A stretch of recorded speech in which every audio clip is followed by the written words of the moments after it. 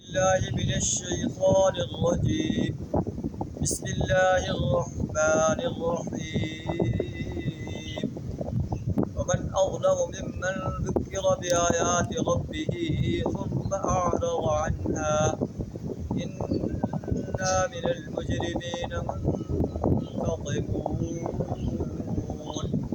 صدق الله العظيم.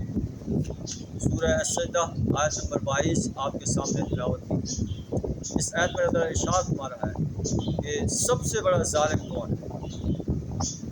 سب سے بڑا ظالم وہ ہے جو اللہ کے ساتھ جو ہے اوروں کو شریک ٹھہراتا ہے. اللہ کی پرستش کے ساتھ، اللہ کی بندگی اور غلامی کے ساتھ، اللہ کی اطاعت کے ساتھ، اللہ کی حاکمیت کے ساتھ اوروں کو شریک ٹھہراتا ہے. جیسے ہم پہلے پڑھا ہے کہ لقمان نے اپنے بیٹے کو نصیحت کرتے ہوئے فرمایا تھا، یا بنی لا تشرک باللہ، اے میرے بیٹے تو اللہ کے ساتھ کسی کو شریک نہ کر. ان الشرک لظلم عظیم، بے شک شرک بہت بڑا ظلم.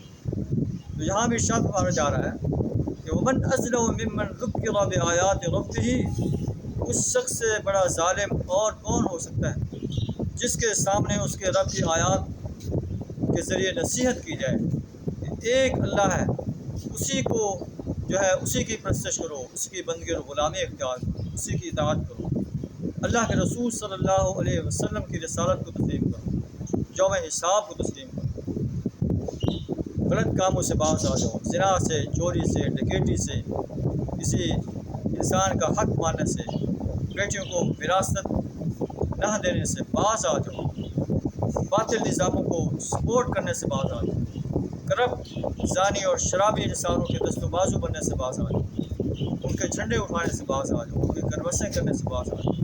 یہ اللہ کے آرڈر ہیں کہ ایمان اور عمل صالح کے ساتھ اپنے آپ کو آراستہ کرو اور اللہ کے دین کو غالب کرنے کے لیے میدان عمل میں آ جاؤ. جو ان آرڈرز کو سن کر جو ہے اعراض کر لیتا ہے، ومن اظلم ممن ذکر بآیات ربہ، اس شخص سے بڑا ظالم اور کون ہوگا جسے اس کے رب کی آیات سنا کر جو ہے اسے نصیحت کی جاتی، ثم اعرض عنها، پھر ان سے اعراض کر لیتا ہے. تو یہ مجرم انسان ہے، اللہ کے عدالت میں مجرم کے حیثیت سے کھڑا ہوگا. جیسے پیچھے ہم پڑھ چکے ہیں، آپ مجرم انسانوں کو دیکھیں اپنے سر جھکائے ہوئے ہوں گے اور کہیں گے ربنا ابصرنا واسمعنا فرجعنا، اے ہمارے رب ہم نے آج یوم حساب کو دیکھ لیا، ہم نے سن لیا، اب ہمیں دوبارہ لوٹا دے، نعمل صالحا، تاکہ ہم ہمارے صالحہ کریں. انا موقنون، ہمیں یقین آ گیا لیکن ایسا نہیں. انا من المجرمین منتقمون، یقیناً ہم مجرم انسانوں سے انتقام لے کر رہے ہیں. مجرم انسان ہماری گرفت سے نہیں بچ سکتے.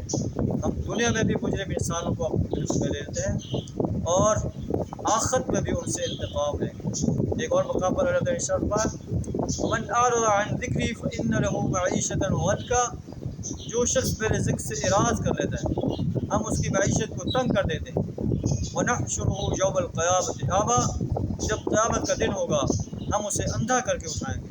وہ کہے گا رب لم حشرتنی اعمی وقد كنت بصیرا، اے میرے رب تو نے مجھے اندھا کر کے کیوں اٹھایا، میں تو بصارت تو رہا تھا.